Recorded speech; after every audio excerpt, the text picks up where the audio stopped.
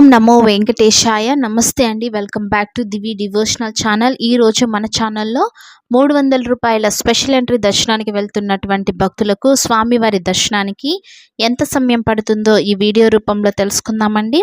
అంతేకాకుండా స్లాటెడ్ సర్వదర్శనం, దివ్య దర్శన టోకెన్స్ కలిగి ఉన్నటువంటి భక్తులకు, ఎలాంటి టికెట్ లేకుండా ఉచిత దర్శనానికి వెళ్తున్నటువంటి భక్తులకు స్వామివారి దర్శనానికి సుమారుగా ఎంత సమయం పడుతుందో పూర్తి వివరాలు ఈ వీడియో రూపంలో తెలుసుకుందాం.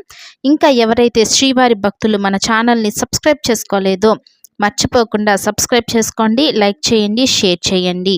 ఓం నమో వెంకటేశాయ. 300 రూపాయల ప్రత్యేక ప్రవేశ దర్శనానికి సుమారుగా 1 నుంచి 2 గంటల సమయం అయితే పడుతుందండి.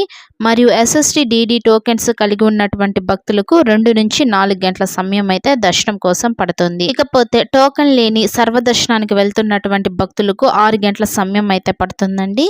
ఎలాంటి టోకెన్ లేకుండా ఈ ఉచిత దర్శనానికి వెళ్తున్నటువంటి భక్తులు వైకుంఠంలోని కంపార్ట్మెంట్లలో ఏమీ వేచి ఉండకుండా డైరెక్ట్గా క్యూ లైన్లో అయితే దర్శనానికి అయితే వెళ్ళిపోతున్నారు. సో దీన్ని బట్టి చూసామంటే సాధారణంగా ఉన్నటువంటి భక్తుల యొక్క రద్దీ. ఇక నిన్నటి రోజున స్వామివారిని దర్శించుకున్నటువంటి భక్తుల సంఖ్య 60,371 మంది కాగా, స్వామివారికి తలనీలాలు సమర్పించిన భక్తుల సంఖ్య 20,301.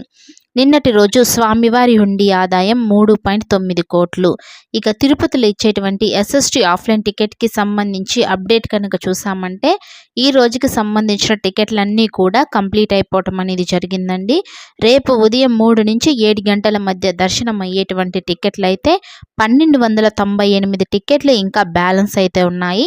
ఎవరైనా ఆఫ్లైన్లో టికెట్స్ అనేది తీసుకోవాలి అనుకునేటువంటి శ్రీవారి భక్తులు తిరుపతిలోని శ్రీనివాసం, విష్ణు నివాసం, భూదేవి కాంప్లెక్స్ మరియు శ్రీవారి మెట్టు మార్గాలలో ప్రతిరోజు ఉదయం 3 గంటల నుంచి టికెట్స్ అనేది ఇస్తూ ఉంటారు.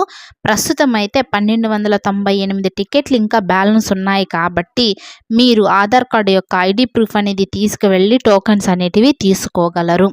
సో ఇవండి ఈ రోజుటి తిరుమల తిరుపతి దేవస్థానానికి సంబంధించి దర్శన అప్డేట్స్. మరి రేపటి అప్డేట్తో మళ్ళీ కలుసుకుందాం. మర్చిపోకుండా సబ్స్క్రైబ్ చేసుకోండి. ఓం నమో వెంకటేశాయ.